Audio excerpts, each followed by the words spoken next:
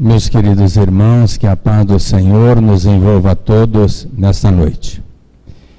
Antes de iniciarmos propriamente a nossa fala, eu queria dar um reforço nessa proposta da fauna. O nosso departamento que cuida de animais tem feito um trabalho maravilhoso aqui no centro. Só para que vocês tenham uma ideia, cada ano já está com 4 anos de trabalho, não é? 4 anos? Já trabalharam para que fossem adotados 4.000 animais, que são pegos aí na rua, tratados, castrados e depois levados ao Walmart, ao Carrefour, de 15 em 15 dias, e a adoção é feita através desse trabalho. Mas esse trabalho também vê o outro lado, não é só pegar um animalzinho que já está abandonado, cuidar dele e levar à adoção. O pessoal está preocupado em criar uma delegacia para proteger o animal que está recebendo maus tratos. E tem muito animal recebendo um tratamento inadequado. Então a proposta é de colher cerca de 20.000 assinaturas, levar ao governador do estado para estar pleiteando essa delegacia aqui para São José do Rio Preto. Então, na saída, a Valda, a Valquíria, a Alcântara estarão lá para colher a assinatura de quem se dispuser a nos ajudar com esta proposta. Nas outras reuniões, na terça, no domingo, antes da palestra, essa lista será passada também com esse objetivo. São várias listas para se colher 20.000 assinaturas. Então, vocês podem assinar, não há nenhum problema. É um trabalho que nós estamos fazendo para trazer a delegacia de proteção dos animais aqui para São José do Rio Preto. E a fauna tem envidado esforços nesse sentido. E a nossa participação, a nossa colaboração nesse sentido é muito importante. Tudo bem, Valquíria? Então, depois, colhendo a assinatura do pessoal e, durante as outras reuniões, passem no plenário antes da palestra para que todos possam assinar. Tudo bem? Bom, hoje a nossa proposta é falar um pouquinho do Evangelho de Jesus na nossa vida. Porque o Cristo continua sendo o grande terapeuta divino.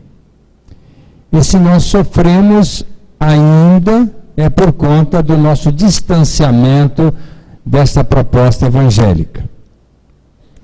Antigamente, o homem se preocupava mais em se defender, em atender às suas necessidades básicas de sobrevivência, e praticamente mais nada. Mas na medida em que o homem foi evoluindo, outras aspirações surgiram e esse homem foi se distanciando também um pouco da essência da alma. Ele caminhou para um lado meio complicado, que é da materialidade. E isso tem gerado muitos problemas para a humanidade inteira. A ponto do Cristo dizer para os seus discípulos à época: até quando eu sofrerei por vocês? E hoje o Cristo está aqui dizendo para nós a mesma coisa. Até quando ele tem que esperar pela nossa transformação, pela nossa mudança? Porque esta é a grande proposta evangélica, a grande proposta crística, a razão da estada de Jesus entre nós, que aliás não foi embora, continua junto conosco. E Ele está trabalhando ingentemente para que possamos retornar à casa do Pai de uma maneira muito boa, na construção da nossa alma, na essencialização do Espírito, na vivência dos seus postulados. Então, pouco importa se a criatura tem uma crença, um credo, mas se não se volta para o seu Evangelho. E a doutrina espírita tem esse grande papel de estar incentivando, de estar mostrando, de estar propiciando, dando subsídios para que a pessoa possa se acautelar, adquirir mais embasamento e dar um pulo adiante, que essa é a grande proposta da doutrina espírita. Um certo homem chegou para Jesus e disse para ele: bom mestre, o que eu devo fazer para ser salvo e ter a vida eterna? Bom, a começar que Jesus, antes de dar resposta para ele, já disse: não me chame de bom, bom é meu Pai.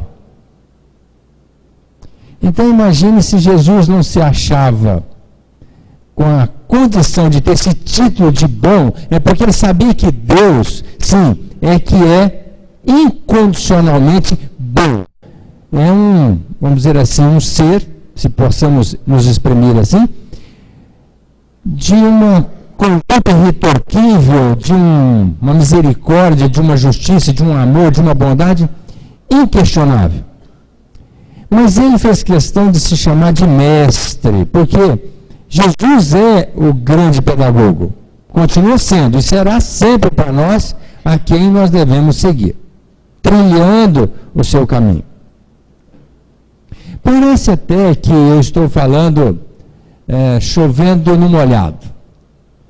Nós já sabemos disso, Aguinaldo. Jesus é realmente um modelo e guia e nós temos que segui-lo. Mas, às vezes, se a gente for fazer uma análise mais profunda, nós não estamos tão preocupados com isso. Nós estamos preocupados com muitas outras coisas. Porque se nós estivéssemos preocupados com isso, a nossa vida, tenho certeza, hoje seria diferente. Mas, se a gente for analisar, ainda temos muito a trabalhar dentro de nós. Dizendo exatamente, comprovando essa tese, de que nós ainda não entendemos essa proposta crística. E então ele disse para aquele senhor: olha, para você ter a salvação, a vida eterna, seguir os mandamentos, que já estão aí: não matar, não roubar, não adulterar, não cobiçar, não desejar a mulher do próximo, mais ou menos por aí. E aquele homem disse: mas isso eu faço desde a minha infância. Aí Jesus olhou para ele e já sentiu, lá na profundidade da alma, que ele era muito apegado às coisas materiais. Ele disse para ele: então, só falta uma coisa, vá, vende tudo que você tem, dê aos pobres, depois vem comigo, e aí você terá a vida eterna. Diz o evangelista que o homem se entristeceu na hora, já se decepcionou pelo seu apego àquela posse material. Foi embora e não voltou. Nem vendeu o que tinha e nem deu nada aos pobres. E aí o Cristo acrescenta: é mais fácil um camelo passar no fundo de uma agulha do que um rico entrar no reino dos céus. Bom, nós vamos primeiro analisar o que seria esse camelo passar no fundo da agulha. Camelo não seria aquele animal grande que a gente conhece, porque senão Jesus teria sido irônico, e Jesus nunca foi, nem seria, e não é. O camelo era um fio grosso, tecido com o pelo do camelo. A gente fala bainha, por exemplo, hoje, a gente fala bainha de calça, bainha para colocar espada. Então, a palavra tem muitos significados. Então, camelo, naquela época, o Cristo não se referia ao animal, era um cabo, um fio. Então, Jesus disse assim: é mais fácil um cabo grosso, um fio, tecido com pele de camelo, passar no fundo de uma agulha do que um rico entrar no reino dos céus.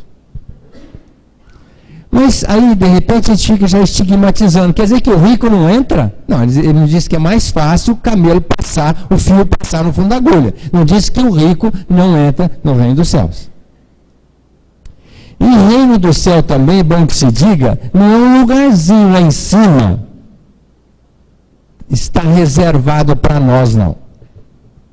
Como se a gente entrasse e não saísse mais. Eu acho que deve ser muito chato isso, por sinal.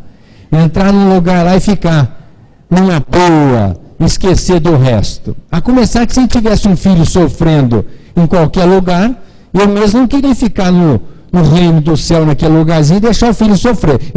Eu preferiria abster-me, abrir mão desse lugar e buscar o filho que está numa situação complicada. Um amigo, um irmão, um parente, ou quem quer que seja. Então, esse reino de Deus não é um lugar isolado, vamos dizer assim, no mundo espiritual. Não é. Tanto é que perguntaram para Jesus, onde está o reino de Deus? E Jesus respondeu para a criatura, está dentro de vós. Então, o reino de Deus é um estado de alma, é um estado de equilíbrio, é um estado de acalmia, um estado de homeostase psíquica, é um estado de enlevo, é um estado de consciência tranquila. E isto faz com que nós estejamos com esse reino de Deus dentro de nós, ou de posse dele, onde quer que estejamos. Encarnados, desencarnados, reencarnados, onde quer que estejamos. Mas, às vezes nós fixamos no lado material, propriamente impossibilitando a gente de estar de posse desse reino. E não é verdade também. É bom que se diga. Porque tem muitas situações em que nós, às vezes, não aceitamos, questionamos e não nos adequamos. E isso tira o nosso equilíbrio, tira a nossa paz, a nossa harmonia, o nosso bem-estar. Por exemplo, às vezes a pessoa tem um foco. Nem sempre é a materialidade. Tem pessoa que não é muito apegada à matéria. Mas, às vezes, ela é apegada a outras coisas. Tanto é que se nós fôssemos pegar o pé da letra desse enunciado de Jesus, a gente diria, não, então é melhor ser pobre. E o pobre também não está, muitas das vezes, apartado para esse estado de equilíbrio, de acalmia, de homeostase psíquica e espiritual. Então, vamos analisar aqui alguns pormenores. Por exemplo, tem pessoa que vem para uma família já de acordo com a sua necessidade, de acordo com o seu programa, e não aceita a própria família. E vive um tormento. Vive um tormento. Outro dia uma amiga minha chegou para mim, Aguinaldo, meu problema é meu filho e minha filha. Se eles não existissem na minha vida, eu estaria no paraíso. Aí é que eu me dei conta da gravidade de uma mãe dizer que o problema dela é o filho e a filha. Se eles não existissem, ela estaria no paraíso. Quão grave é isso, eu acho, que poderia até escutar isso de um irmão, de um filho, mas não de uma mãe. E ela estava totalmente equivocada. E eu fui conversar com ela.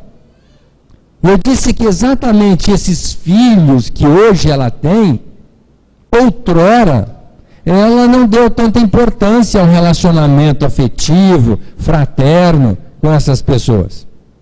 E elas voltaram. O Cristo não disse, reconciliai com o vosso adversário, enquanto estáis a caminho com ele? De outra forma, sereis entregue ao juiz, ao oficial de justiça, e pagareis até o último ceitil? O Cristo disse isso. E nós voltamos com essas pessoas com as quais nós não nos afinizamos nesta atual existência. Então, se a gente tem alguma coisa contra alguém, trate de fazer alguma coisa para vencer essa barreira, porque essa pessoa vai voltar na nossa vida. E vai voltar exatamente conforme nós fizermos lá, hoje. Eu falei aqui outro dia de uma moça que perguntou para mim, Aguinaldo, quando tem uma mala que chega na casa da gente, o que a gente tem que fazer? Aí eu perguntei, você está se referindo a quem? Falou, a minha cunhada. Aí eu falei assim, é bom pegar na alça, colocar bem pertinho e viajar com ela, voltar com ela, até você se acostumar com ela. Porque a cunhada está ali exatamente para vencer aquela barreira. Às vezes como irmão é mais fácil, né? Vem como irmã, aí fica mais fácil. E a gente não tem tanto mérito, ela já vem como cunhada. Para a gente acabar se esmerando um pouco mais, se adequando um pouco mais, mas tem que se afinizar com aquela criatura. Às vezes a pessoa até rompe com a família e vai embora, some, desaparece. Não sou obrigado. Realmente, não é obrigado. Mas seria bom que se obrigasse ao desincumbir-se daquela tarefa. Porque quando a gente vem programado, tem uma razão, e a gente tem que fazer tudo para cumprir aquele programa. Então, não pode estar abandonando o barco. Se a gente entrou no barco com aquelas criaturas, é com elas que nós temos que chegar do outro lado. Por isso que é muito importante nós zelarmos pela nossa família. Zelar pela família. Nós temos responsabilidade sobre a família. Qual seja o elemento da família? Não é? Eu tenho direito de ser feliz e vai embora e larga a criatura. Quase sempre, quando a pessoa abandona a família se desestrutura. É muito complicado a pessoa lidar com a separação. É muito difícil, para todo mundo, principalmente para os filhos. Hoje, já se tem um slogan, não, mas a vida mudou, a meninada hoje é mais moderna, aceita melhor. Não é verdade. Não é verdade. Continua ainda dependendo da família. A família é fundamental no equilíbrio psíquico da criatura. Então nós temos que zelar pela família. Família é a condição básica. Então, vamos cuidar da nossa família. Às vezes, a criatura não procura se esclarecer. Não quer estudar, não quer saber de nada. Vive por viver. Eu acho que a ignorância é um grande problema na nossa vida. A pessoa ignorar, não saber. Paga um tributo muito caro. E quase sempre por conta da ociosidade, da preguiça, que é um desastre na vida da criatura. Essa palavra chamada preguiça. Porque quando a pessoa não tem preguiça, ela vai buscar, vai de encontro a recursos que lhe serão favoráveis, positivos no amanhã. Eu tive um grande amigo de infância, e quando eu terminei o ginásio, eu disse para ele, estou indo para Ribeirão Preto, nós moramos em Frutal. Estou indo para Ribeirão Preto para continuar os estudos. Ele disse, você acha? Eu já parei. Eu falei, mas como parou? Não, eu não vou estudar mais. Eu falei, mas por que não? Não aguento mais escola, professor. Não, eu estou decidido, não vou estudar mais. E eu, com toda a honestidade, não tinha muito recurso financeiro à época. E ele tinha. Então eu disse, mas você que tem condição, não vai estudar? E eu que estou aqui, meio limitado, eu estou indo? Então por que você não estuda? Não, vai você, eu fico aqui. Então, é uma decisão. A gente vai estudar ou não vai estudar? E isso não é só esse aprendizado letivo da escola, esse estudo que a gente faz quase que por uma obrigação. Não, eu estou me referindo a todo tipo de estudo, de busca, de aprimoramento do intelecto. Acreditem, nós paramos com o nosso curso aqui no centro para empregada doméstica. Não estamos dando mais. Sabem por quê? Porque começamos no primeiro curso com 30, no segundo curso para 25, no terceiro curso para 20, e no quarto curso que haveria de acontecer, se matricularam 2 pessoas. Uma desistiu, depois só ficou uma. Nós não pudemos dar o curso porque só tinha uma pessoa para aprender tudo sobre trabalho doméstico. Um curso de graça, dado pelo SENAC, com todos os requisitos, com título, depois com diploma, mas as pessoas não quiseram. E agora eu precisava de uma empregada, uma moça se ofereceu, eu perguntei, você sabe cozinhar? Eu falei, detesto. Aí eu falei, eu não entendi bem. Eu falei, não, eu estou dizendo se você sabe cozinhar. Não, doutor, nem quero cozinhar. Se for para cozinhar, eu não estou indo. Eu não quero trabalhar para cozinhar. Eu vou como faxineira. Então eu fico pensando, uma mulher, dona de casa, não gostar de cozinhar, ou melhor dizer, não querer cozinhar, porque não gostar, a gente não gosta de muita coisa, mas faz, porque tem que fazer, não é? Eu mesmo não gosto de levantar às 5h30 todo dia, mas tem que levantar, senão não dá conta do recado. Mas são coisas que a gente tem que fazer, gostando ou não. Agora, uma mulher não querer aprender aqui, e teve uma irmã nossa aqui que me cobrou muito, tá vendo, você fica ajudando as pessoas, nós temos que profissionalizar. Eu falei, ótimo. Mas depois ele entendeu que tem criatura que tem que ajudar mesmo, porque não quer ser profissionalizada, não quer trabalhar, e a gente tem que ajudar. A bem da verdade é assim. Logicamente que a gente tem que incentivar a trabalhar, estudar, aprender, crescer. Isso é um progresso natural que nós temos que trazer para a nossa alma. Nós estamos aqui para aprender tudo e mais alguma coisa, agregar à nossa alma alguma coisa. Então tem que estudar sim. No final, esse meu amigo um dia chega aqui com um tiro no pescoço. Quase morto. Eu operei aqui na Santa Casa e ele foi embora. Aí eu já fiquei preocupado. Se ele estivesse estudando, trabalhando, não teria passado por uma situação dessa. Passado um tempo ele volta. Aí, não, você me ajuda, me dá uma oportunidade. Eu falei, lógico. Arrumei um serviço para ele, ajeitei tudo. No dia de começar, ele falou, não, eu estou indo para Barretos, encontrei uma mulher lá que vai me dar uma força e estou indo embora. E eu falei, meu Deus, e a oportunidade? Não, ela está me dando a sua, eu agradeço, mas não quis. Passado um tempo ele volta pedindo dinheiro para sumir para o Paraná, porque estava sendo perseguido pela polícia. Então, eu fico pensando, o que é a pessoa não querer estudar, aprender, melhorar. O grande mal hoje nosso, brasileiro, chama-se analfabetismo. Ignorância letiva. E os nossos governadores, não sei o que estão fazendo, que não entenderam isso ainda, que tem que investir alto na educação. Investir alto, se quiser mudar o país.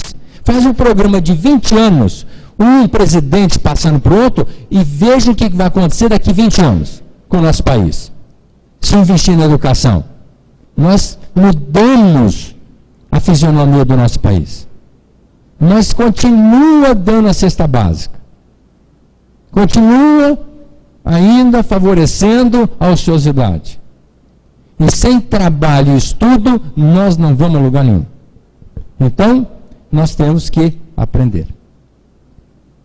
E o homem, muitas das vezes, também fugindo desse reino de Deus, que poderia estar dentro de nós, o homem às vezes se deixa levar por compulsões. Ele foge da rota e entra num lado complicadíssimo, como, por exemplo, a compulsão por compras. Tem muita gente que compra. Tem pessoa na minha família que tem esse problema. Compra, depois fica devendo, não sabe como é que vai pagar e acaba arrumando encrenca. Então, a mesma coisa acontece com muita gente que não tem noção do que deve fazer em termos de compra. Nós temos que fazer uma análise. Eu posso comprar? Posso, não posso, não posso. Mas a pessoa compra, depois vai ver como é que paga. Sabe quando? Nunca. E aí vai ficar endividado, perde. Eu estou tão nervoso, eu tenho uma amiga, hoje cliente minha, mas mora numa cidade aqui vizinha, que ela volta no consultório e fala, Aguinaldo, não sei como é que eu vou fazer agora para pagar minhas contas. Eu comprei tanto, e eu falei, agora? O marido já quebrou, de tanto pagar a conta dela. E ela agora ainda critica o marido. Eu compro para poder, vamos dizer assim, aguentar meu marido. A compra me realiza. Quer dizer, olha, onde já se viu endereçar para um lado desse? Se não relaciona bem com o marido, tem muitos outros recursos para relacionar bem, mas não comprar para atender uma suposta homeostase psíquica. Mas a pessoa compra, tem compulsão por compra. Uma outra compulsão é por comida. Às vezes a pessoa sente a necessidade de comer para atender um vazio que tem dentro de si. E come muito, e engorda. E a obesidade é um grande problema na nossa vida. Então nós temos que começar a pensar até nessas condições. Porque estar de posse do reino de Deus não é desencarnar e chegar lá, não. É aqui hoje.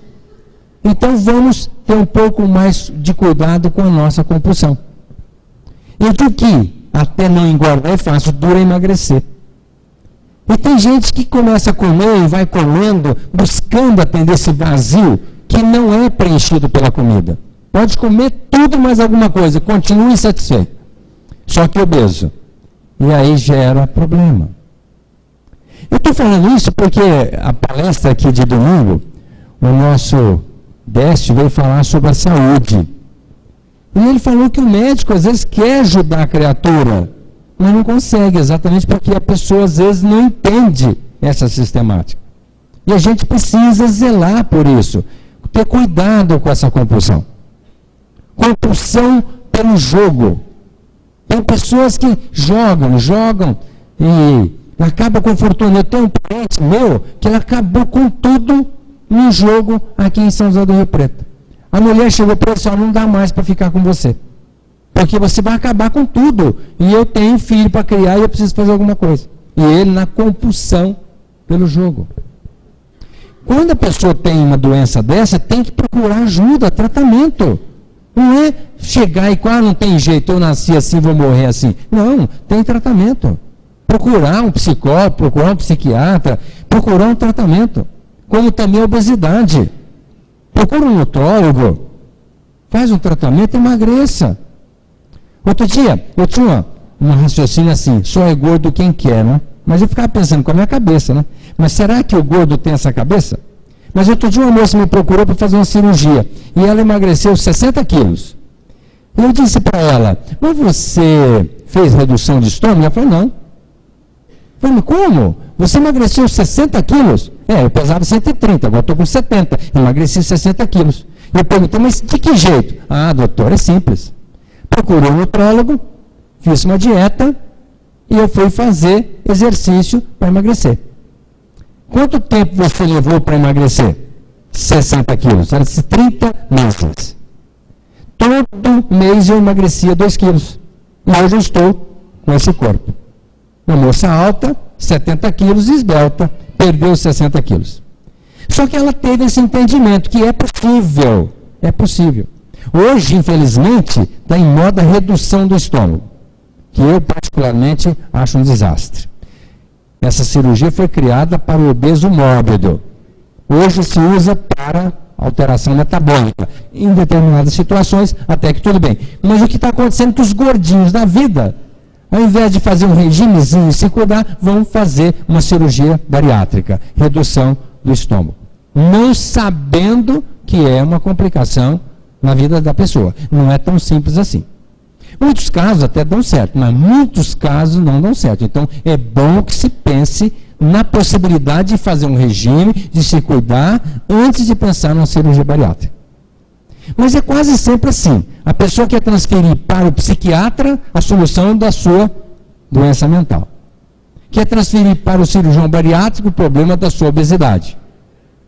E às vezes transfere para os outros a razão da sua desdita, quando a gente sabe muito bem que nós somos a razão da nossa própria infelicidade. Então, nós temos que ter cuidado com esta compulsão. E tem muitas outras compulsões. Tem gente, por exemplo, que é fanático por religião. Respeita a religião 24 horas. E às vezes quer que todo mundo venha para aquela religião. Olha, tudo bem. Segundo Emmanuel, no livro Consolador, ele diz que a prioridade é a família. Segundo, o trabalho. E terceiro, a religião. Lógico que a religião é importante, muito importante, como é importante o trabalho, como é importante a família. Mas não vamos respirar 24 horas por dia religião e abandonar o resto. Outro dia, um rapaz que trabalha numa outra casa foi lá conversar comigo. Disse assim, Aguinaldo, o dirigente do centro disse para eu não me mudar de Rio Preto porque eu arrumei um trabalho fora, eu estou desempregado, porque eu tenho um trabalho dentro do centro que eu não posso abandonar. O que você acha? Eu falei, mas como assim? Não, porque me surgiu uma oportunidade de trabalhar numa cidade fora de Rio Preto. E ele acha que eu tenho que ficar aqui trabalhando. Eu disse, olha, se fosse você, eu iria para outra cidade trabalhar, porque ninguém vai pagar as suas contas. Mas lá na cidade, procura uma casa e continua trabalhando, dentro da casa espírita. Não necessariamente tem que ser aqui. Agora, lógico, religião é importante, é fundamental, mas muitas das pessoas abandonam o resto, o trabalho, abandonam a família e vai para a religião, que é uma compulsão também, é uma obsessão. Eu acho que nós temos que saber colocar na pauta da nossa vida todas essas atividades com equilíbrio. Hoje, uma pessoa às vezes procura atender essa necessidade momentânea de insatisfação com alguns recursos. Hoje, o pessoal usa muito o sedativo. A pessoa hoje não tem esforço em estudar, buscar um yoga, um estudo numa casa religiosa, um trabalho no bem, frequentar uma casa, participar de alguma forma. Ela acha que o calmante resolve. E nunca se consumiu tanto calmante como está se consumindo hoje. E surgiu um antidepressivo, a droga da felicidade. Então, agora todo mundo quer ser feliz às expensas do antidepressivo. E se consome muito sedativo aqui no Brasil. Eu não sei lá fora. Lá fora também. Não posso relacionar onde se consome mais, lá ou aqui. Mas no Brasil, especialmente em São José do Rio Preto, como se consome droga pelas pessoas insatisfeitas no meio de nós. Eu acho que a gente tinha que estar repensando. Olha, essa semana, uma mocinha de 20 anos deixou um bilhete para minha secretária. Assim, doutor Aguinaldo, receita um calmante para mim. Ela ficou lá fora, nem se consultou, nem se dignou a entrar para consultar. Ela já pediu um calmante lá de fora. Quer dizer, na cabecinha dela, tem uma droga milagrosa lá que vai acalmá-la, vai torná-la tranquila, de bom relacionamento, vai afastar todos os problemas. Olha, que absurdo. Seria muito mais importante que ela buscasse, talvez o grande terapeuta que é o Cristo. Buscasse uma religião, qual seja, na evangélica, católica, espírita, lá está Jesus. Vamos estudar, verificar o que ele tem de proposta para a gente. Ou vamos buscar um psicólogo, conversar com ele, o que pode me orientar. Ou conversar com a família, alguém que mais bem orientado, para poder ajudá-la. Mas já está estigmatizado. Tem problema? Calmante, antidepressivo. E isso agora virou moda. Praticamente em todos os lares alguém está usando uma droga sedativa ou antidepressiva. Não é solução. Não é solução. Via de regra, é um agravante. Mas existe um comodismo. Ah, não, eu tomo, me dou bem, vou continuar. Só que daqui a pouco tem que aumentar a dose. Às vezes o remédio não atende mais, tem que passar para outro. E o que é pior, a pessoa às vezes está tomando um remédio, já não precisa mais dele. E começa a sentir um desconforto. Sabe por quê? Porque o remédio já está sendo forte. E ao invés dela procurar o médico, doutor, será que não é melhor tirar o remédio agora, diminuir? Não, ela continua sentindo mal, já querendo um outro remédio, ou aumentar a dose porque não está se sentindo bem. Lógico, ela melhorou, não precisa daquela dose, é melhor tirar devagarzinho e ficar sem. Mas ela já está estigmatizada. Não, eu não posso ficar sem calmante, eu até tenho que aumentar a dose, porque ele já não está me atendendo, porque eu não estou me sentindo bem. Não está se sentindo bem porque ela já está bem e continua tomando calmante. O que uma pessoa normal não pode fazer, que se tomar vai sentir mal. Então é bom que se tome mais com orientação médica e já com a proposta de parar. Se naquele momento crucial a pessoa não consegue ficar sem, tudo bem. Mas continuar, ficar na dependência é realmente muito complicado. Gasta-se muito dinheiro com droga. E o jovem hoje, a meninada, fumando. Cigarro hoje não dá mais para aceitar uma pessoa fumar um cigarro. Aqui eu sei que ninguém fuma, mas não dá. Você tem um parente, um amigo, converse com ele, porque não dá mais para fumar, não dá mais. Felizmente já tiraram o cigarro de ambiente fechado. Porque a gente fuma 40% daquilo que a pessoa fuma, quando é num ambiente fechado. E o cigarro produz 50 doenças graves. 50 doenças graves. Onde a pessoa está assinando num papel em branco. Eu quero ter uma doença grave. Assinando em branco. Qual seja, ela virá de bom grado. Se não quer ter nenhuma doença grave, não fume. Ah, mas é muito difícil. Sim, tudo é difícil na vida. É difícil. Mas aí que está o mérito, é na dificuldade. Então não vamos fumar mais. Eu tenho um funcionário que trabalhava para mim 30 anos, um irmão. E eu vivia falando com ele, pare de fumar. Pare de fumar. Um dia você vai trazer um problema, pare de fumar. Agora, recentemente, teve um derrame de fossa posterior, está cego. Lógico, tive que dispensá-lo, porque não dava para ele trabalhar mais na propriedade. E com o coração na mão, porque há 30 anos vinha trabalhando em casa. E eu disse para ele, 30 anos, pare de fumar. Não parou. Sim, parou. Depois que teve o derrame e ficou cego. Cigarro, se vocês soubessem o que é o cigarro, ninguém aqui tem certeza que passaria nem perto, que dirá fumar.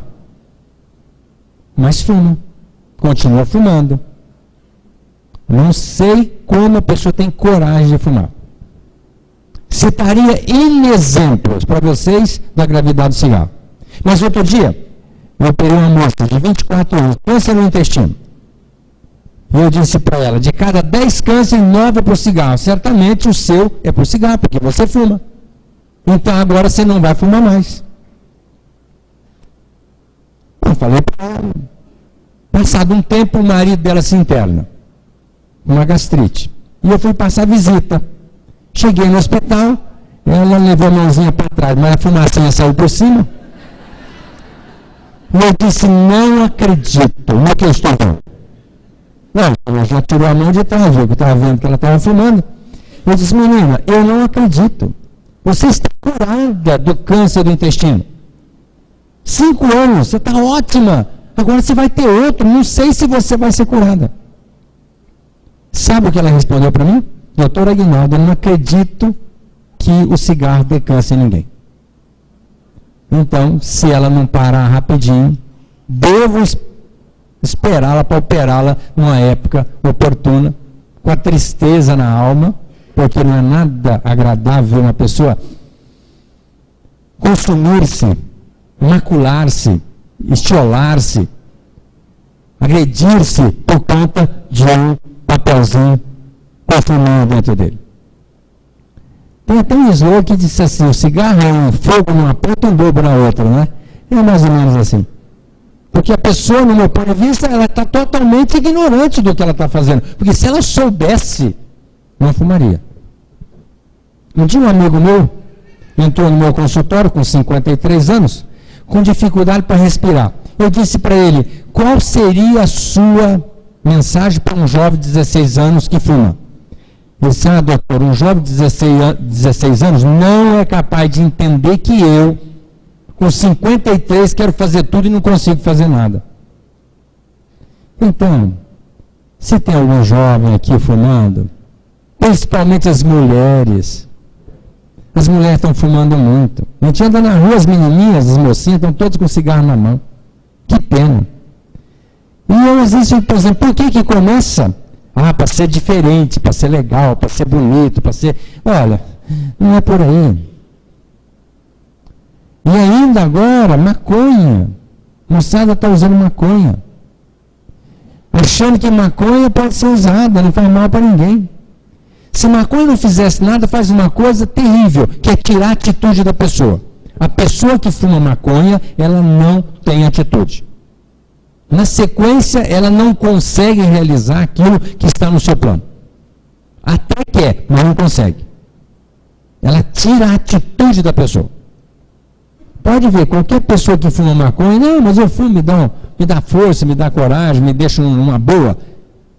A princípio, todas as drogas dão o barato, mas depois dá o caro também. E é aí que mora o perigo. Sem levar em conta que a maconha é 4 vezes mais cancerígena do que o cigarro. e dá uma dependência muito grande para o psiquismo da criatura. Tanto é que a pessoa usa maconha, depois de um certo tempo ela já não mais atende a criatura. Cria uma resistência e ela tem que buscar outra droga. Sabe qual é a outra? Cocaína. E cocaína, uma cheiradinha só, é capaz de fazer uma parada cardíaca irreversível e matar a pessoa na hora. Dr. Irmo Bassi, cardiologista, um dia disse assim: Aguinaldo, eu quero fazer uma palestra no BESAAT, que é o departamento que nós temos aqui na segunda-feira, para cuidar de pessoas adictas, de qualquer tipo de droga. Até do vício de falar mal dos outros, viu? Porque é um vício também. Então, ele disse: eu quero fazer uma palestra. Eu falei: mas sobre que assunto? Eu falei: não, eu quero falar sobre um assunto único, é o efeito da cocaína no coração. Eu falei: mas por quê? Não, porque eu tenho pego muitos jovens em parada cardíaca com morte instantânea. E o pessoal diz que é overdose. Não é. É uma dose pequena que leva a um fechamento da coronária irreversível, porque não tem droga que abra a coronária, e o jovem morre de infarto. Então, essa era a proposta do Irmo Bassi. E agora, recentemente, uma moça veio aqui numa terça-feira e me perguntou se eu poderia visitar seu filho lá na Santa Casa. Ela é nova, 30 e poucos anos. Eu falei: não, mas você já tem filho de 16 anos? Tem, está lá na Santa Casa. E eu fui lá. Cheguei lá, o menino estava olhando assim para o alto, parado. E eu tentei falar com ele, e aí então a acompanhante disse assim: não, doutor, ele não responde. Aí eu fui me dar conta que ele tinha feito uma parada cardíaca, ressuscitaram o menino, mas ele ficou descerebrado. 16 anos, nunca mais vai contactar com a vida, graças a uma cheiradinha de cocaína. Então, eu vejo o povo de braço cruzado, assistir todo mundo usando a droga numa boa, como se nada tivesse acontecendo. Os nossos próprios responsáveis pelo poder público assistindo isso de bandeja. Está tudo certo, o problema não é comigo. Nós estamos tão preocupados que aqui no centro tem um departamento voltado só para cuidar dessas pessoas. Álcool é outro problema gravíssimo. Gravíssimo. O pessoal está bebendo bastante. Em Rio Preto tem 50 mil alcoólatras. Sofrem as consequências, por quê? Porque estão bebendo muito. E a juventude bebe demais, e as meninas também estão bebendo quase ou mais do que os homens.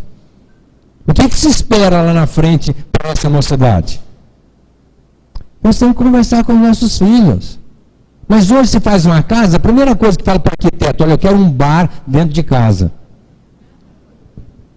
E aí o pai bebe, o que os filhos vão fazer? Vão beber também. E a mãe às vezes pega uma beirinha também, né? E depois o filho se torna um alcoólatra e o pai não tem moral para falar para o filho: pare agora.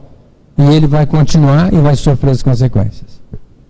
Eu estou falando isso porque nós estamos falando de reino de Deus. Enfim, Deus quer que a gente seja feliz. Lógico que Deus quer que a gente seja feliz. Eu que sou cheio de defeito, eu quero que meus filhos sejam felizes. Imagina Deus, que é perfeito, não quer que nós sejamos felizes. Lógico que quer. E nós não somos. Por quê? Porque a gente entra nesse mundo complicado. A gente não mede as consequências. Às vezes quer ostentar uma situação que não pode. Às vezes começa a exibir aí no cigarrinho. Às vezes começa a gozar a vida. Mas igual outro dia, eu conversando com um rapaz, eu falei assim: você deve parar de beber e de fumar, você não está bem. E você vai complicar a sua vida. E realmente ele não estava nada bem. Ele falou assim para mim: doutor, se for para eu não beber e fumar, eu posso morrer. Aí é que eu me dei conta da gravidade. Olha, a vida é o maior tesouro que a gente tem que zelar por ela. Zelar pela nossa saúde. Tem que desencarnar bem tarde. Os gordos que se cuidem, né? Para viver 100 anos, geralmente para chegar lá tem que ser magrinho. Então vamos nos cuidar. E é agora, não deixar a coisa piorar, porque a pessoa começa, mas comer é gostoso, e é uma curtição, e tomar cerveja também, e vai engordando. Só que lá na frente, depois que quer voltar, não consegue. É mais difícil, então se acautele hoje. Eu estou falando de estar bem com a vida, bem com a família, bem com o mundo. Uma outra coisa que atrapalha muito a nossa vida é a desonestidade. Eu nem quero falar de outras drogas, quando entrar para o crack, hoje aí tem o Oxy, e tem a Merla, que são gravíssimos, são elementos que viciam de uma hora para outra e matam também de uma hora para outra. Nem quero falar dessas outras drogas, quero falar dessas que a sociedade aceita. Porque quando a pessoa fuma dentro de casa, não dentro de casa, nem no terreiro, está tudo bem, né? Quando bebe cerveja aí, coisa e tal, está tudo bem, a sociedade aceita, tudo bem. Mas lá na frente tem consequência. Então nós temos que zelar pela nossa família, pela nossa prole, pelas pessoas que estão ao nosso lado. E é com exemplo, porque não adianta, olha, você tem que se cuidar, mas a pessoa não se cuida. Então nós precisamos ter cuidado. E uma outra coisa, fugindo agora dessas drogas que atrapalham muito a nossa vida, é a desonestidade. Desonestidade é complicadíssimo. Hoje eu soube de uma coisa, que nem vou contar para vocês, que eu já estou com pena da pessoa. A representante de uma instituição aqui de Rio Preto, que estava se locupletando às expensas do dinheiro recebido pela instituição. Eu falei, meu Deus, não acredito. Como pode uma pessoa, presidente de uma instituição, pegar dinheiro da instituição proveito próprio? Foi descoberto. E a pessoa foi retirada do cargo. E eu acho isso um desastre, porque eu acho que do momento que a gente... uma amiga minha fala para mim, que nós não pode perder tudo, menos o nome. E a primeira coisa que a pessoa perde na hora dessa é o nome. Acabou. Ninguém confia mais. Para posto nenhum, cargo nenhum. Eu acho que a desonestidade é muito complicada. Principalmente que já começa a trair da confiança das pessoas. E às vezes, em função disso, prejudica alguém. Então, nós temos que zelar. Ter, acima de tudo, honestidade de propósito, de consciência. Eu vejo aí o povo fazer absurdidades, achando que está tudo certo. Pode até fazer, mas vai assumir a consequência.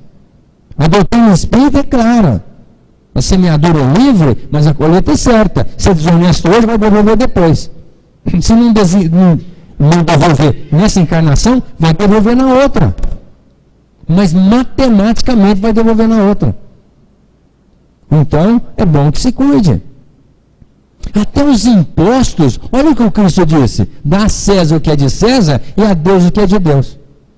Mas até os impostos a pessoa tenta dar vamos dizer assim, uma contornada para não pagar os impostos. Infelizmente, nós vivemos num país de impostos abusivos, mas nós temos que pagar.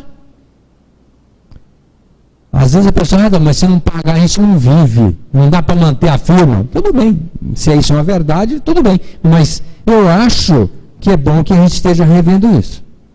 Porque a gente está deixando de contribuir com aquilo que nós podemos e devemos e depois vai gerar problema para nós.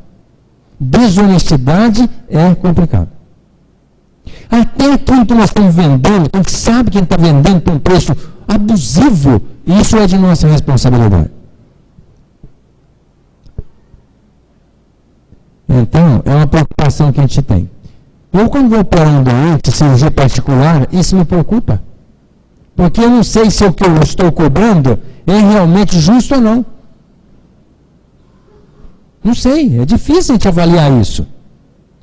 Às vezes eu acho que aquela cirurgia vale tanto, mas será que vale mesmo? Então eu peço sempre a ajuda de uma pessoa para estar dividindo comigo a responsabilidade. Para eu não errar sozinho bastante. É uma preocupação. E não precisa querer ganhar muito também, porque não vamos levar nada para o outro lado. Nada. A não ser o nome, entre aspas, a persona, né? Que levou um arquivo no inconsciente atual, que chegando do lado de lá já se mistura com as outras consciências pretéritas. Então leva a mente, mais nada.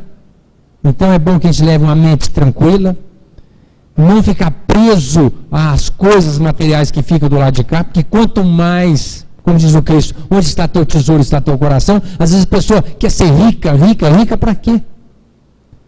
Depois deixa a fortuna para a família brigar, e atormentar a vida da criatura no plano espiritual. Então esse apego exagerado à matéria é outro desastre. Não estou dizendo que a gente não possa ter dinheiro para comprar uma casa, um carro, passear e até proporcionar uma vida boa à família. Pode, desde que seja ganho honestamente, nenhum problema. Mas não podemos fazer disso a razão da vida. A pessoa que só vive em função de dinheiro, ganhar, trabalhar, dinheiro. Olha, gente, desencarna cedo. Vai embora, às vezes, em cima disso. Outro dia o moço foi no consultório, estava estressado, porque hoje é moda, né? Estou estressado. Então eu disse, por que você está estressado? Não, doutor, eu sou filho único, meu pai deixou uma fortuna para mim.